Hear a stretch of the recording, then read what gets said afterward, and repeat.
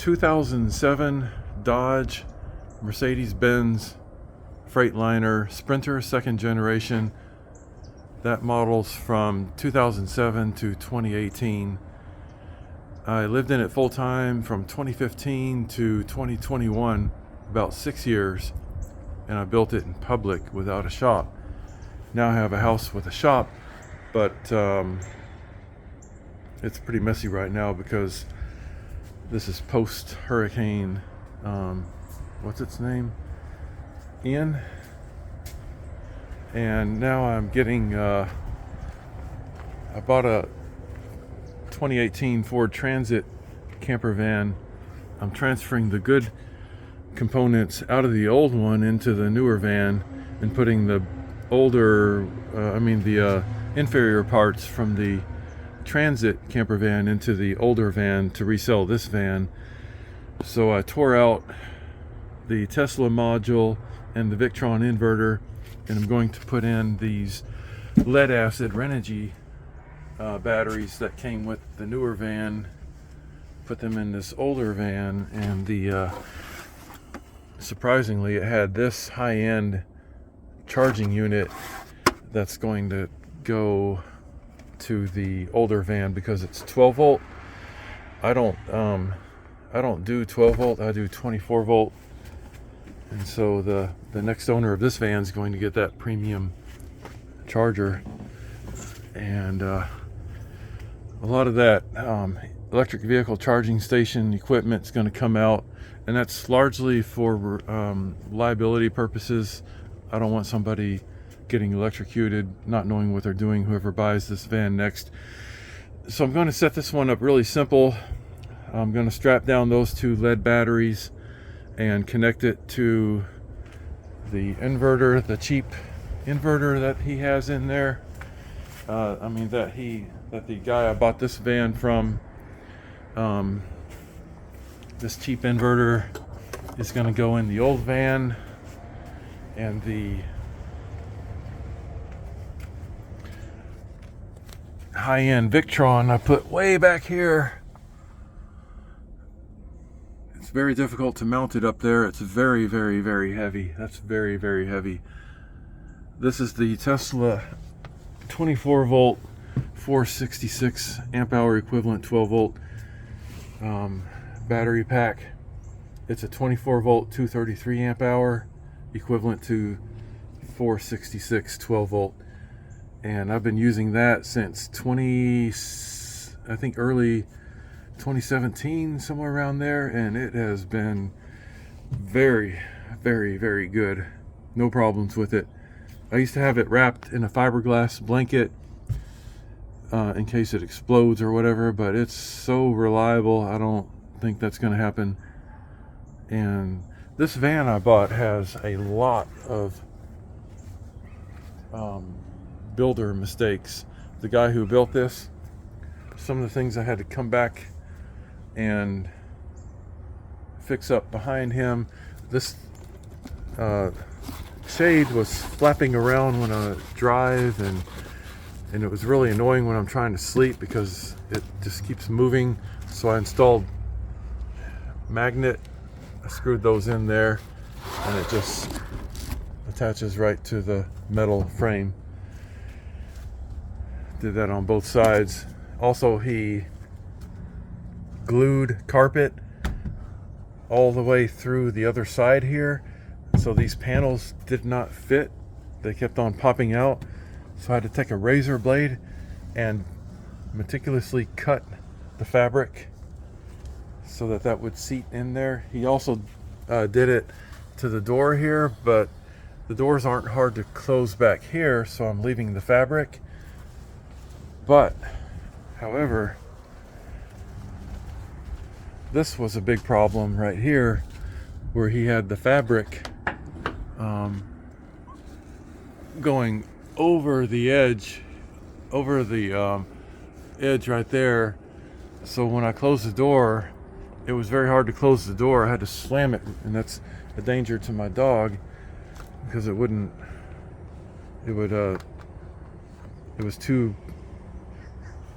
protruding too much. allowing the door to close properly. So I had to take a razor blade and cut all around this whole door, sides, bottom, top, and get that fabric off. And now I have to possibly use black paint to paint over that, not just for looks, but for to keep that from rusting, where the razor blade had cut into the metal, exposing the metal. And I had to use a razor blade because he glued all that. The plumbing, I reworked it. It's very ugly right now, but it's highly functional. In there I have a reverse osmosis water filter system. I have a handheld shower and a 6-gallon water tank. The one he had in there was 3 or something like that. And that was, the plumbing was horrible. I was cussing and everything. And he put a mirror back there behind the sink, which makes it really difficult to keep clean because the backsplash from the water, but it does make it have like a larger opening feel. He has the TV mounted up there, which most people are okay with that, but I like to look at a monitor a little lower than that. Some other severe mistakes he made. Let's see, it's really not very well serviceable. This refrigerator, I'm having a hard time. I need to get it out to run this 4-gauge wire behind it to run an alternator charger, so I don't have the cable going in front of the refrigerator but rather behind. But he has it all blocked. He used too much wood. The wood is very, very heavy, and that has a benefit where the vehicle has a better ride but worse fuel economy. He failed to put shelves in the pantry. I have to build shelves there. The quality of the looks is really great, but he had a wooden frame going across here really low that I was hitting my head on, so I had to take it off, and I put this foam, self-adhesive foam made in China, so it's not sticking really well in some spots. And I think the curtain is okay, fairly good design. And he didn't have a swivel for either of the seats. I may do that later on. I replaced the faucet since the one he had took up both spots. In order to have both a faucet and a water filter outlet, I had to take the old one out, and it's going to go to the old van. And my old van had this good one that I put in here already, and the reverse osmosis filter. He failed to label any of this stuff, so this one is for the water heater, but because I'm doing away with the transfer switch, that's going to be obsolete. And he labeled these, but kind of a little bit more fine print that I like. I don't like this voltage reader because it's very high gloss and you can hardly see. Right now the battery's unplugged, but even when it's plugged in, look at that reflection. That's a very bad design, the manufacturer there. The bed was advertised as queen, and it's not. It's smaller than an RV queen, so I have to sleep diagonally, being 6'4". But I eventually plan on replacing this mattress with my latex, and it will probably come out to the top of this. I may remove these 2 headrests so the mattress will come out further here. There's a faulty design here where you can open this. Oh, I forgot about this pineapple from the hurricane evacuation. That was gonna turn out to be nasty. Actually, I forgot about all this food in here from the, oh shit. Oh damn. See, now this is stupid. Why in the hell don't they look? Now I gotta throw all this away because the stupid capitalists didn't have a bag that you can reseal. Why in the hell can't they have a bag that reseals for something this goddamn expensive? I guess I could put these in a strainer and rinse them and reuse them. But now I'm going to waste 15 minutes doing all that. Stupid people, I swear to God, people are so stupid. Stupid, stupid, stupid, stupid. It seems like the more expensive the food is, the less likely they have any way to reseal it. This is Wellesley. They make really bad food. That's available at BJ's Wholesale. I do not like their products. It's not only do the almonds not even taste fresh, but all their other products are really bad too. Oh, I get so annoyed at how stupid people are. The dumb things they do. Another bad thing the builder did when he put in a like a flap in front there. It has no way to stay up, so you open. That's why I have it off. It's really heavy, and you lift it up, and it just hits you on the head when you try to access the plumbing. Just a really dumb thing, really stupid. He had a 12-volt air conditioner up there, or was it 110 AC? 110 volt AC, I don't know. I don't care. I hate those roof air conditioners. They're noisy, heavy, and they consume way too much electricity. So I have a vent up there for now. I need to patch that up. He has speakers up there in the rear where there should be storage instead. So that's kind of wasted space. There's a bunch of wasted space right there. That's where the mini split's gonna go. The air handler will go up there in that spot when I get the air handler and mini split installed. And I like the way he carpeted in here, except he failed to put a ground spot for the electrical components, and that's why I've been having some trouble hooking some things up. I was wondering what was wrong. The original lead acid batteries he had in here had no ground. I don't even know how it worked. And so I have this dozer, this wood cutting hole saw. I found a spot, used a high power magnet to find out where behind the wood is there some metal. So I'm going to cut through there and install a ground for the battery for the Tesla module and the whole RV system. So these are two, I'm not sure I don't think that one's Bluetooth. This one's Bluetooth, and for the solar power.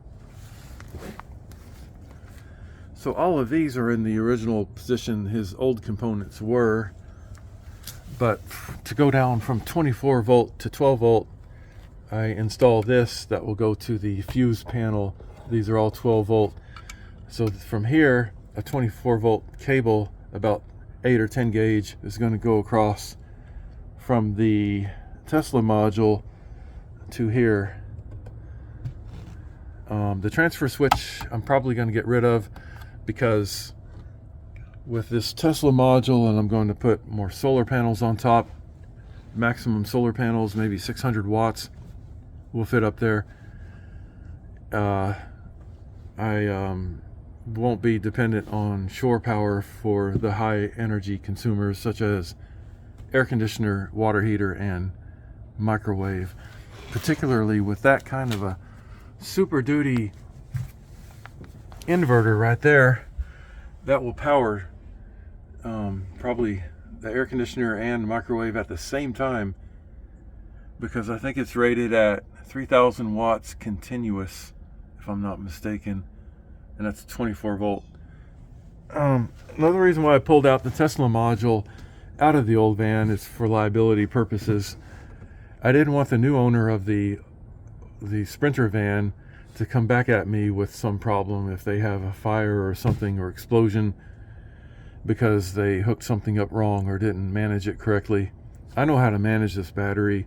It's actually pretty simple, but just like with most things, it's only simple if you know exactly what to do.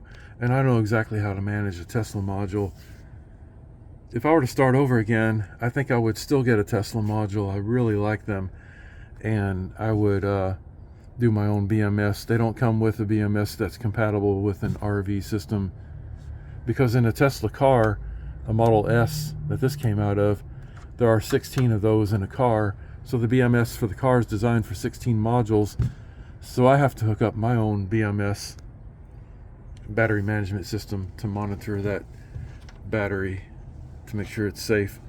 And that's why I only use Victron products that I can program to stay within the parameters of that special battery, which, by the way, the parameters are right here.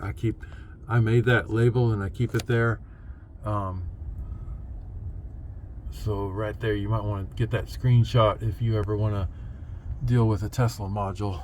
That's very important information, because you have to program everything to those specifications. And that's why the buck boost from Victron up front alternator charger is also Victron that I can program, unfortunately not through Bluetooth but USB to computer. That's better than not being able to program it at all. So I got this all tidied up. The builder used way too many zip ties. These zip ties right there, this was just loaded with zip ties. I had to take all that out. He designed it not to ever be upgraded. He had a decorative panel up front here, and I'll put it back at a later time. It is not important for me to have that. Same thing here, there was a decorative panel and I took it off so I can do all this work. Surprisingly, he did put the electrical inlet 30 amp and the water inlet in really excellent location.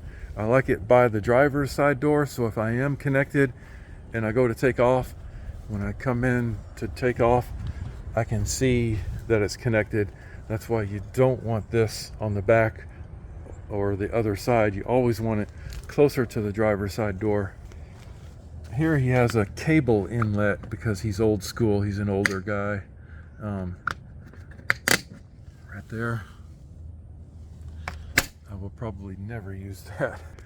He does have a temperature sensor. It's off. Everything's disconnected from the battery at the time of this video because I'm showing you through the intermediate build stage rather than beginning or complete.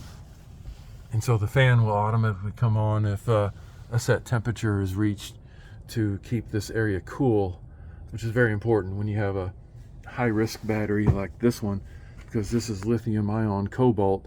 This is not lithium iron phosphate. This is ion cobalt, which is more dangerous than iron phosphate, but it's more dense, and that's why it's so compact. This is equivalent to 4 100 amp hour batteries that would take up a lot of space otherwise. Some things that I hate about what Ford did is what the same thing Mercedes does, is this big ass handbrake in the way.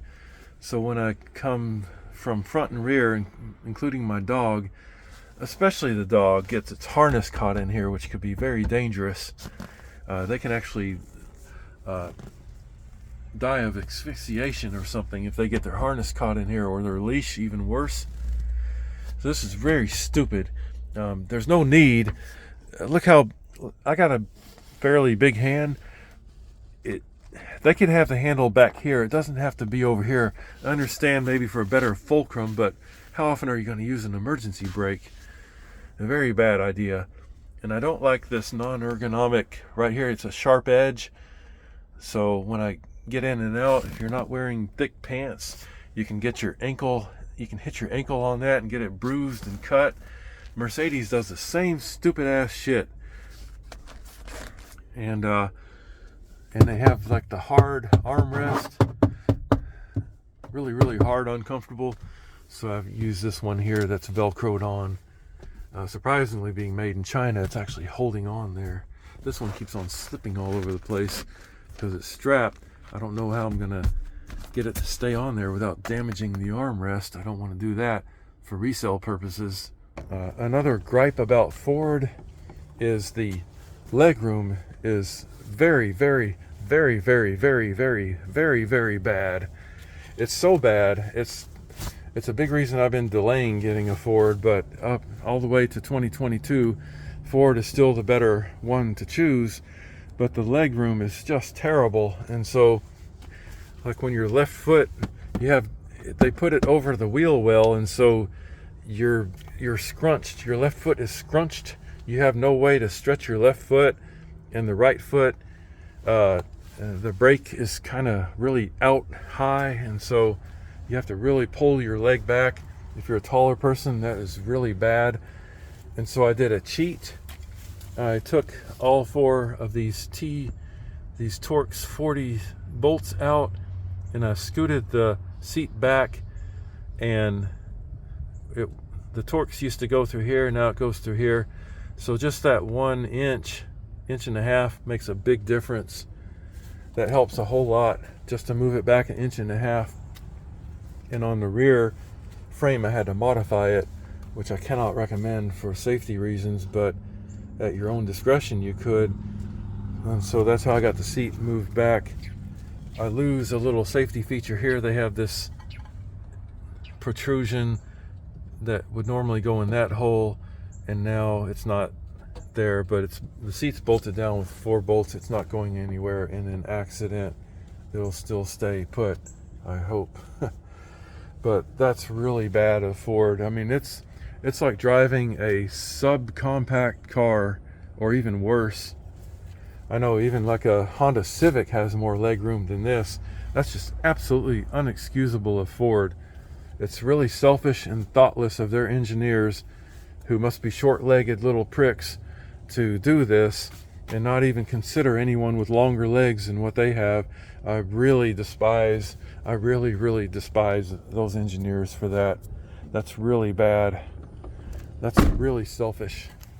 Yeah, I think a lot of engineers are sociopaths. They only think about when they're writing instructions and designing things, how it best suits them personally, and they don't consider anybody else. They're sociopaths. They're really terrible people usually.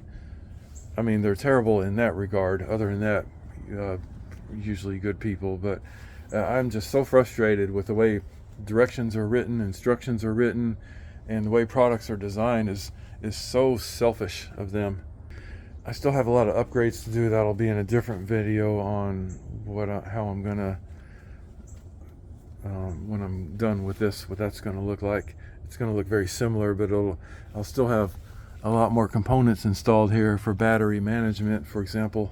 Somehow I'd like to get rid of that gauge, or better yet, install a Victron BMV 712 somewhere in here.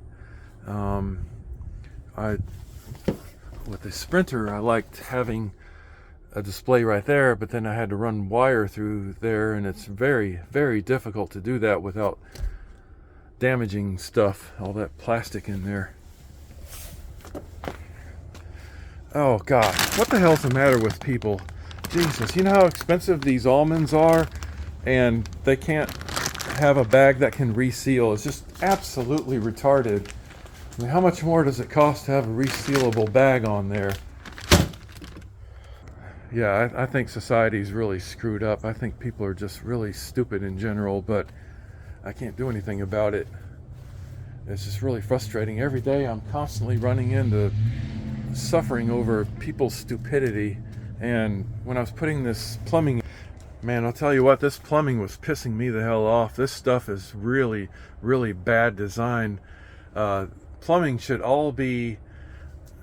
be designed where everything has a seal in it that you just screw together. We shouldn't have to be using tape in 2022. We should know better than that. It's just really bad, cheap design shit that it's going to end up leaking because it's just really thoughtless design.